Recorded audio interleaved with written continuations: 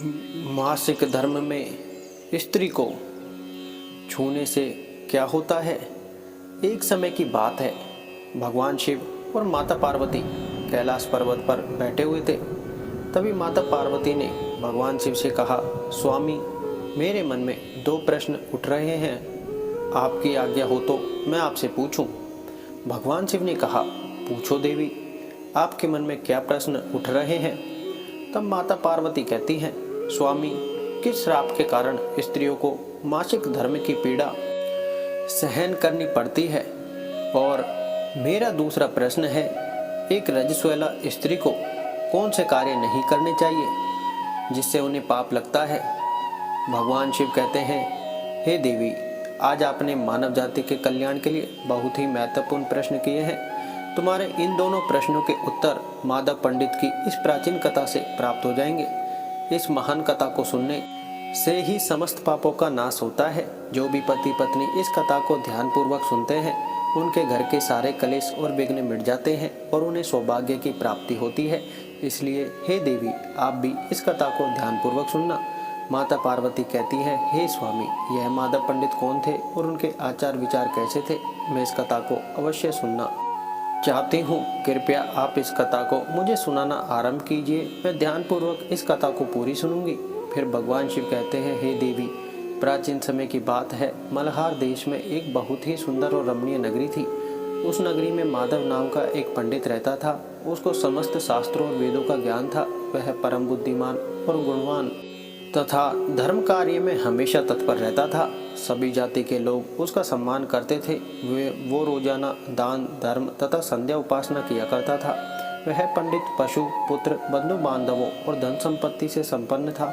उसकी पत्नी का संध्या उपासना किया करता था। वह पंडित पशु, पुत्र, बंधु बांधव और धन संपत्ति से संपन्न था। उसकी पत्नी का नाम सुजाति था।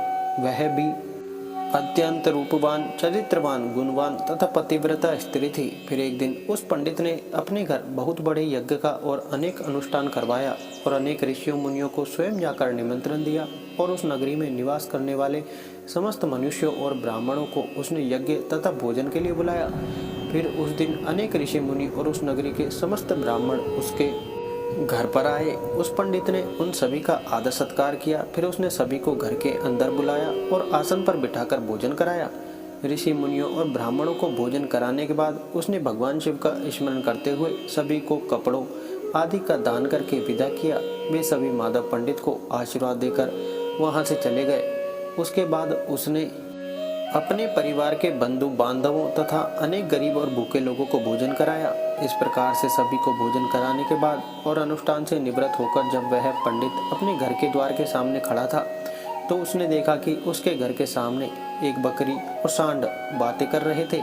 उस पंडित ने उस बकरी और सांड की पूरी बात सुनी तो उसे बड़ा आश्चर्य हुआ। वो बकरी और सांड उसके माता पिता ही थे, जो पिछले जन्म के पाप के कारण इस जन्म में बकरी और सांड बमसाए थे। तब वह पंडित मनी मन सोचने लगा, ये दोनों तो साक्षात मेरे माता पिता ही हैं, जो मेरे घर पर पशु बनकर आए हैं। किस कारण से इन दोनों को पशुओं का शरीर प्राप्त हुआ है, अब इनके उद्धार के लिए मैं क्या करूं। इस प्रकार मन में विचार करते हुए उस पंडित को रात भर नींद नहीं आई और वह रात भर भगवान शिव का स्मरण करते हुए सोच विचार करने लगा। उसने सोचा, मेरे माता पिता की मुक्ति का उपाय केवल ऋषि श्रृंगी ही बता सकते हैं। फिर सुबह होते ही माधव पंडित स्नान आदि कार्य से निवृत्त होकर ऋषि श्रृंगी के आश्रम पर पहुंच गया। आश्रम पर पहुंचते ही ऋषि श्रृंगी ने माधव पंडित का स्वागत किया और कहने लगे, हे पंडित जी, आज किस कारण से आपका हमारे आश्रम में आगमन हुआ है। आपके मुखमंडल पर ये कैसी उदासी छाई हुई है, बताओ आपके दुख का क्या कारण है। फिर माधव पंडित कहता है, हे गुरुदेव, आपके श्री चरणों में सादर प्राप्रास आपके दर्शन से आज मेरा जन्म सफल हो गया। हे गुरुदेव, आज मैं आपके पास एक जटिल प्रश्न लेकर आया हूँ। कृपया आप ही मुझे इस कष्ट से बाहर निकाल सकते हैं। मैं अत्यंत दुखी और दुर्बल हो गया हूँ। ऋषि श्रृंगी कहते हैं, हे पंडित जी, चिंता न करो, तुम्हारा जो भी प्रश्न है निसंकोच होकर पूछो, मैं अवश्य तुम्हारी समस्या का समाधान करूँगा। फिर माधव पंडित कहता है, हे गुरुदेव, कल मैंने अपने घर पर शिव चर्चा रखी तीर्थीज अनेक ब्राह्मणों को और भूखे लोगों को भोजन कराया। फिर विधि पूर्वक भगवान शिव का पूजन किया। फिर मेरे द्वार के ठीक सामने एक बकरी और सांड आया। फिर दोनों मेरे घर के सामने खड़े होकर बातें कर रहे थे। सबसे पहले बकरी उस सांड से इस प्रकार से कहने लगी, हे स्वामी, आज जो घटना घटी उसे ध्यान से सुनिए।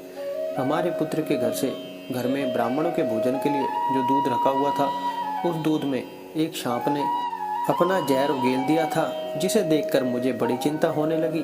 उसी दूध से भोजन बनने वाला था। अगर सभी लोग उस दूध को खा लेते तो उनकी मृत्यु हो जाती। इसलिए मैंने उस बर्तन से सारा दूध पी लिया और जब बहू की दृष्टि मुझ पर पड़ी तो उसने मुझे खूब पीटा, जिससे मेरा अंग भंग हो गया। मुझे बहुत पीड़ा हो रही है, इसी कारण से मैं लड़खड़ाते हुए चल रही हूँ और मुझे यह पीड़ा सहन नहीं हो रही है। बकरी की बात सुनकर वह सांड बहुत दुखी हुआ और वह खुद के गृहतांत सुनाने लगा। हे प्रिय, अब मैं तुम्हें अपने दुख का कारण सुनाता हूँ। मैं पूर्व जन्म में इस माधव पंडित का पिता था। आज इसने सभी ऋषि मुनियों और ब्राह्मणों को भोजन कराया, किंतु इसने मेरे सामने थोड़ी सी भी घास नहीं डाली और न मुझे जल पिलाया। इसी कारण से मैं बहुत दुखी हो गया हूँ। फिर माधव पंडित कहता है, इस प्रकार से अपने माता पिता को बकरी और सांड के रूप में ऐसी बातें करते हुए देखकर मुझे बड़ा दुख हुआ और मुझे रात भर नींद नहीं आई। हर क्षण मुझे उनकी चिंता सता रही है। मैंने कभी कोई पाप नहीं किया है, हमेशा ही मैंने धर्म के कार्य किए हैं। फिर भी मेरे माता पिता को ऐसे कष्ट झेलने पड़ रहे हैं। इसी कारण से आज मैं आपके पास आया हूँ।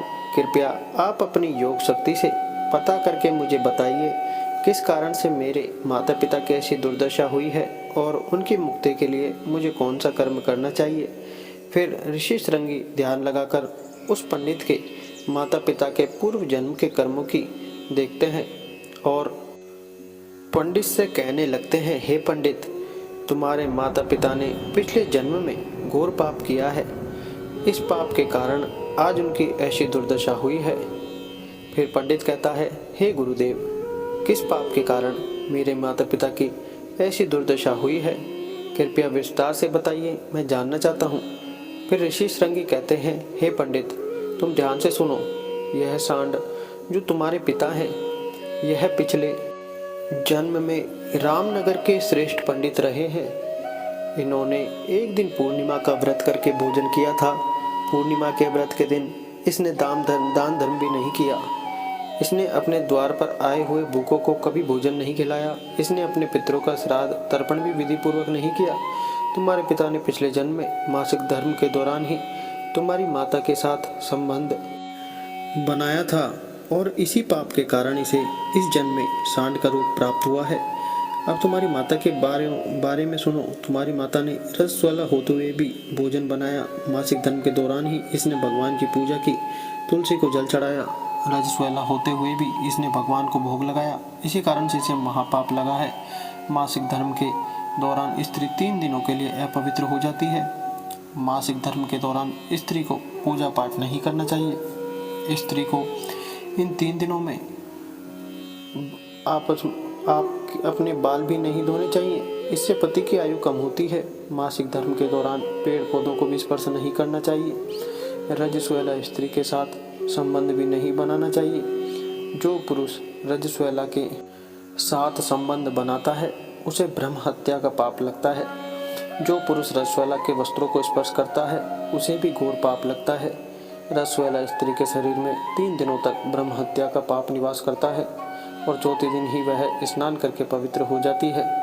चौथे दिन स्नान करने के पश्चात रजस्वला स्त्री को अपने पति का मुख देखना चाहिए, अन्य किसी पुरुष का मुख नहीं देखना चाहिए। यदि पति समीप न हो तो सूर्य देव के दर्शन करने चाहिए। ऋषि श्रृंगी कहते हैं, हे पंडित, इसी पाप के कारण तुम्हारे पिता को सांड और तुम्हारी माता को बकरी का जन्म प्राप्त हुआ है। माधव पंडित कहता है, हे गुरुदेव, अब आप मुझे अपने माता पिता की मुक्ति के लिए उपाय बताइए।